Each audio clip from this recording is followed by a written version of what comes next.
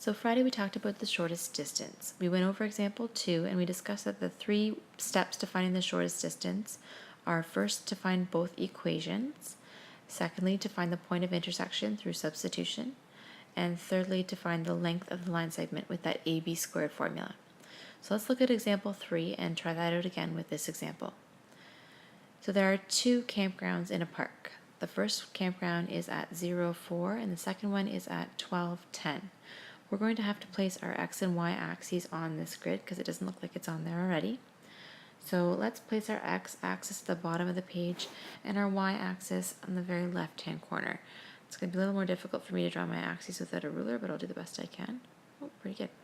That's the x-axis, and the y-axis, not so great, but there we go, is up there. So y and x. So our campgrounds are at 0,4 and 12,10.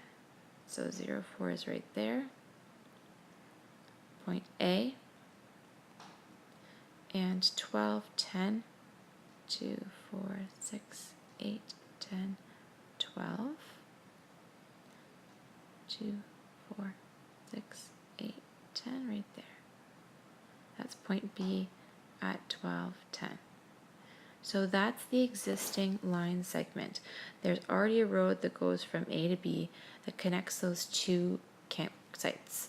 Now we're going to add a cabin that's at 619. So 2, 4, 6 and up at 19.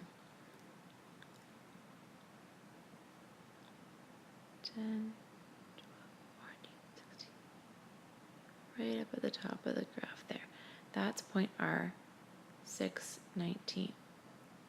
Be careful if you're plotting your points that you've counted correctly, because that's the spot where we most commonly make mistakes at the beginning, and we're going to use our graph to check our answers afterwards. So we're connecting that point R with a new side road that should meet AB at a right angle.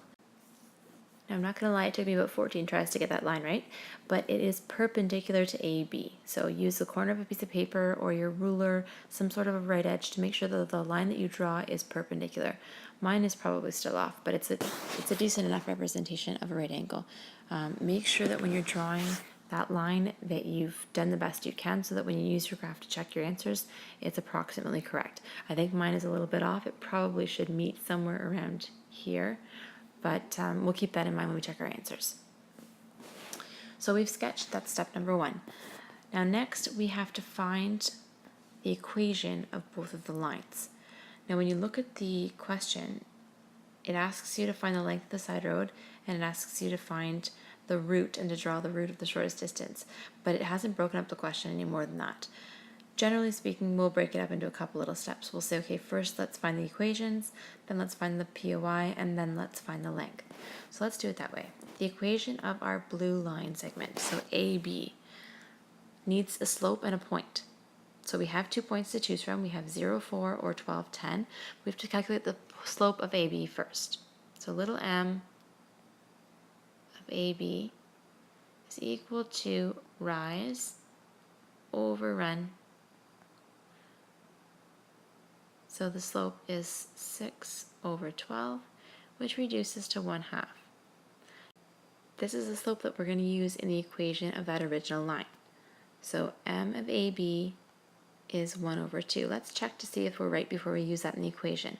Does this line approximately go up 1 over 2? So for 1 point, up 1 over 2, up 1 over 2, that looks about right. So we're going to use that slope, and we're going to choose one of our points to make the equation of that first line. Let's pick 0,4 just because it's a little easier. 0,4 is actually the y-intercept. So we don't need to use the PQ equation in this case. If you choose to, it's fine. It's going to give you the same answer. But this 4 is actually your B. So the equation of my line would be y equals 1/2 x plus 4. If you used y equals mx plus b, then it's faster. If you chose to use the PQ equation, you would have 1/2 bracket x minus 0 plus 4, which wouldn't change your answer at all. So we have the equation of our first line. Next, we're going to find the equation of the red perpendicular line. So we have our original slope, and we know that from this slope of 1/2, our perpendicular slope would just be the negative reciprocal. So instead of being 1 over 2, it's going to be negative 2 over 1, or just negative 2.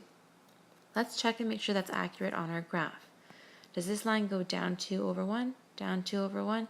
Yes, it does. So that's the slope that we're going to use in the equation of that line. We're going to use our point R, which is 6, 19, in our PQ formula. So y equals m bracket x minus 6 plus 19.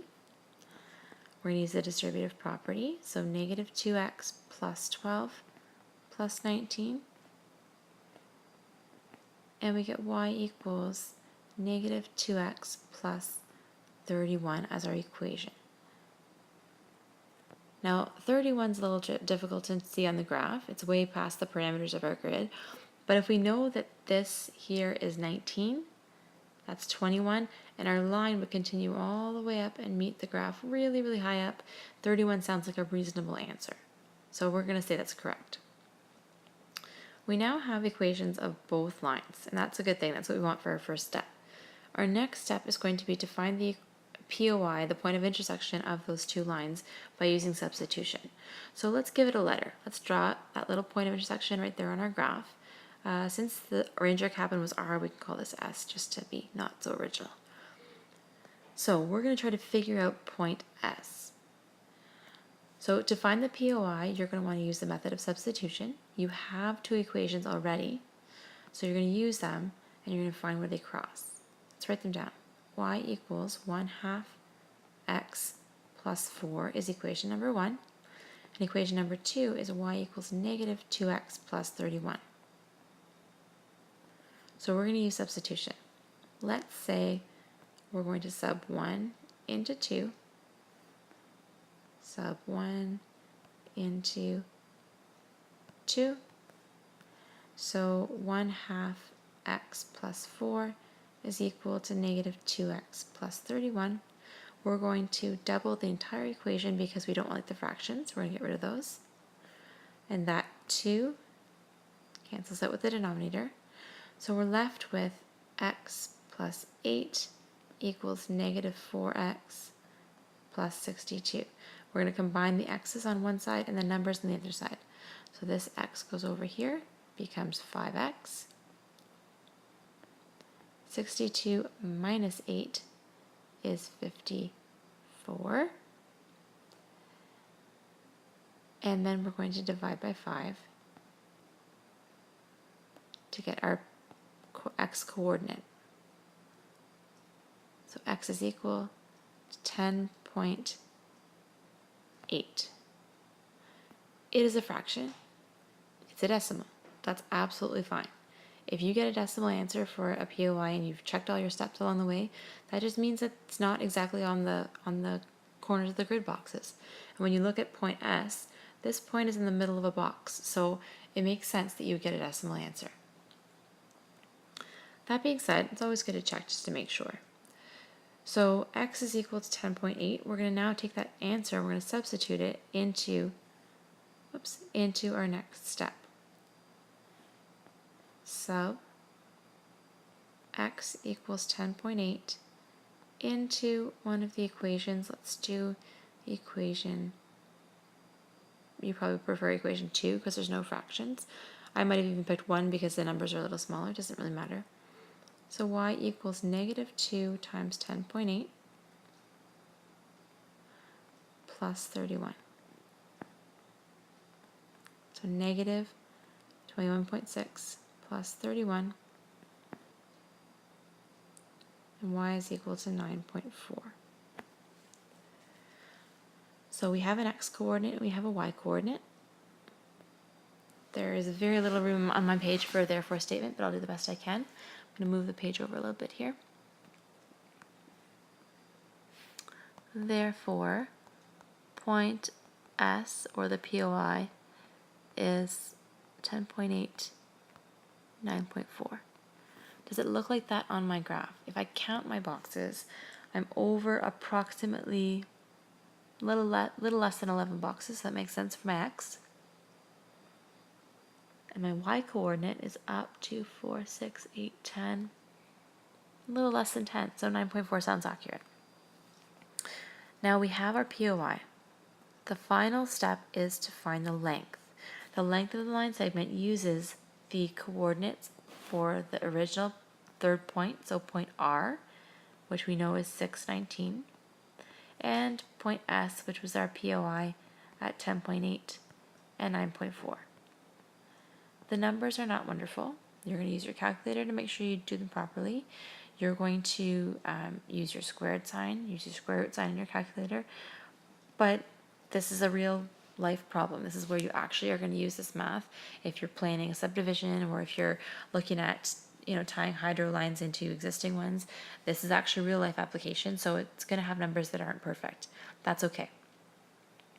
So the equation for the length is RS squared equals rise squared minus run squared. So 9.4 minus 19 squared plus 10.8 minus 6 squared. So if you'd like to, you can do this whole thing in your calculator all at once and just give me the number you're going to square root, or you can subtract it and do it in steps. So 9.4 minus 19 is 9.6. It's a negative number and we're squaring it. Plus 10.8 minus 6 is 4.8, and we're also going to square that. You can come up with your final answer and square root it to get the length. So the square root of 115.2 is approximately equal to 10.7. So RS is approximately equal to 10.7. And it says that we are finding the length of the side road to the nearest tenth of a kilometer. So this would be kilometers. Always remember, if it's a word problem question, to include a final conclusion. So therefore, the side road is approximately 10.7 kilometers long.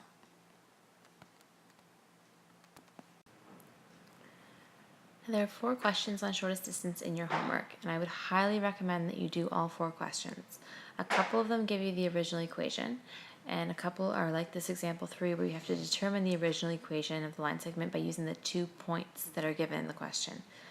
There will be a shortest distance question on your unit test, and it is a very good way to either gain or lose thinking and inquiry marks. So again, please try those 4 questions and come see me at lunch if you have any difficulties with them or if you need some clarification on any of these topics. I'm going to post the next note separately on quadrilaterals, so I will see you soon.